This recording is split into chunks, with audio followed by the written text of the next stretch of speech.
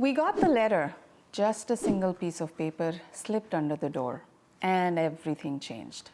Our home, the one we built memories in, the one that cradled birthdays, late night tears, quiet dinners, was suddenly temporary.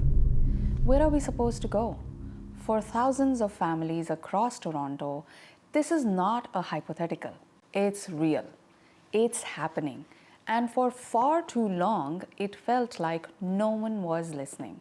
But now, the City of Toronto has finally drawn a line in the sand. As of July 31st, 2025, a new bylaw is in place, and it could permanently change how the city handles so-called renovictions. Today, I want to walk you through what's happening, who it protects, and what it means for tenants, landlords, and the future of housing in our city. So what is a renoviction and why has it gotten so bad? Let's start with the word itself, renoviction. It's a fusion of two ideas, renovation and eviction. And if you have never heard it before, you might assume it's just about landlords doing major repairs and needing their tenants to temporarily leave. And sometimes that's exactly what it is. Good landlords doing necessary work to preserve aging buildings. But here is where it gets sideways. Ontario landlords can issue an N13 notice if major renovations require a unit to be vacant. But over time, many started abusing that process, using it not to fix a property, but to flip a tenant. Here is the playbook. A long-term tenant paying below market rent receives an N13. They are told the unit needs extensive repairs. They move out, often under stress and panic, and then a coat of paint, maybe a new faucet, and then the unit is relisted at hundreds or even thousands per month. It's legal loopholing, and it's been exploding. Between 2017 and 2022, renovictions in Toronto increased by nearly 300%. Why? Because rent control in Ontario only applies to current tenants. The moment someone moves out, landlords can charge whatever they want. And in a city where the average rent has jumped by over $1,000 in a decade, that is a dangerous incentive. This isn't just about rent, it's about security, it's about fairness. And let's be honest, it's about survival in a city where affordable housing feels like a relic of the past. That's why Mayor Olivia Chow called these evictions what they are, bogus excuses. And it's why the city stepped in. Toronto's new bylaw. What just changed? So what's different now? As of July 31st, 2025, landlords in Toronto must apply for and be granted a rental renovation license before they can evict a tenant using an N13 notice. Let me say that again. An N13 no longer works on its own. The city now holds the gate. Here is what that looks like in practice. First, before even thinking about an eviction, a landlord must line up all their permits. They need a proof in writing from a certified engineer or architect that the unit truly cannot be renovated while someone lives there. No more just because, no more family excuses. Only once they have that can they serve the N13. And within 7 days of doing so, they must apply for a rental renovation license from the City of Toronto. The application isn't simple. It includes a copy of N13 notice, valid building permits, a professional declaration that the unit must be empty, and a $700 fee per unit. But it doesn't stop there. Landlords must post a tenant information notice on the unit's door, explaining the application and the tenant's rights. And the entire process gets added to a public registry where tenants can track their case online. Toronto's message is clear. Renovictions are no longer private backdoor decisions. They are in the spotlight now. New protections for tenants, the right to return and more. This bylaw gives tenants more than hope. It gives them real, enforceable rights. The biggest, the right to return. Yes, that has always technically existed in Ontario law, but this new bylaw gives it teeth.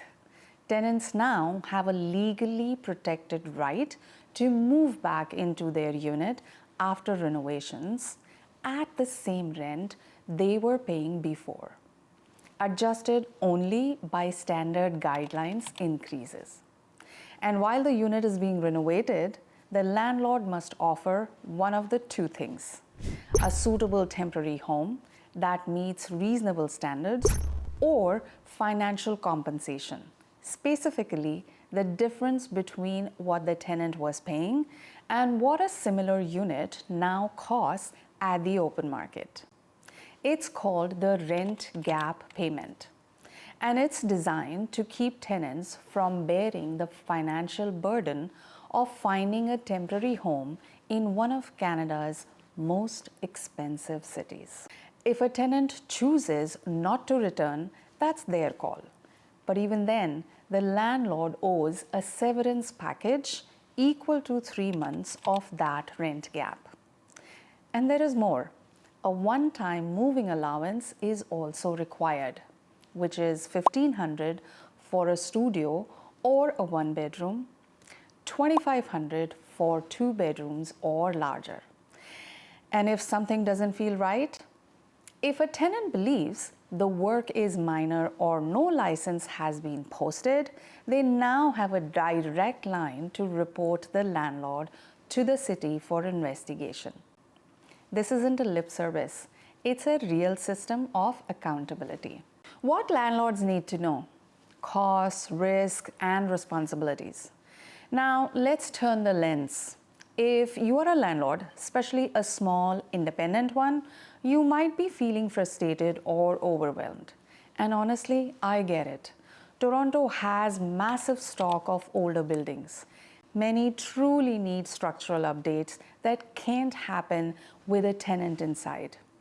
But here is the challenge. The same system that protects tenants also adds costs and complications for landlords who are trying to do things by the book. Now you need permits, professional reports, a license application, public disclosure, and yes, fees. Each unit comes with a $700 charge. And that's before you even swing a hammer.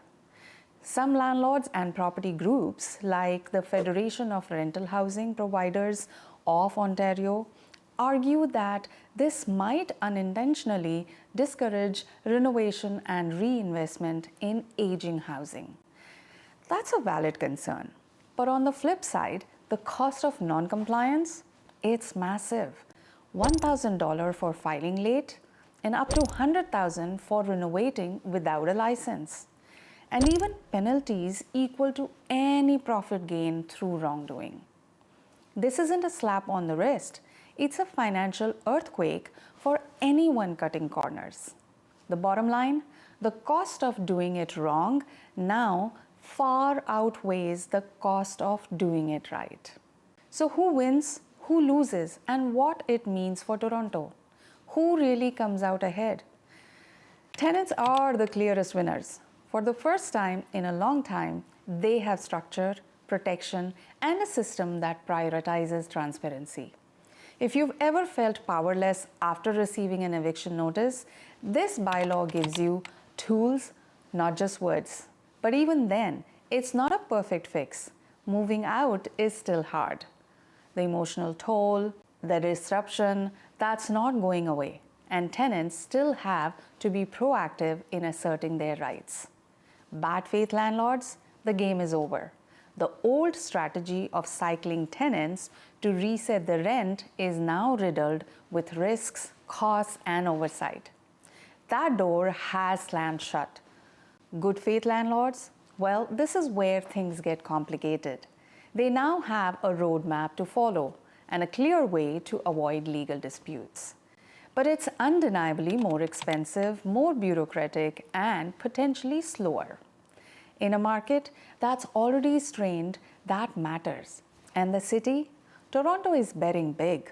This bylaw will preserve affordable housing without freezing legitimate investment.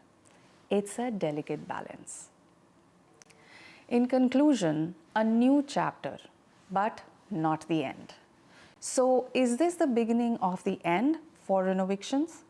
Maybe, maybe not. What's clear is this: as of July 31st, 2025, Toronto is rewriting the story. Tenants now have real rights. Landlords have clear responsibilities, and the city has sent a message. This isn't the Wild West anymore. This bylaw doesn't replace the provincial rules, it adds to them. It's Toronto's answer to a Toronto-sized crisis. The question now is, will it work? Will it protect the vulnerable while allowing necessary improvements? Or will it choke off investment and stall repairs in the name of protection?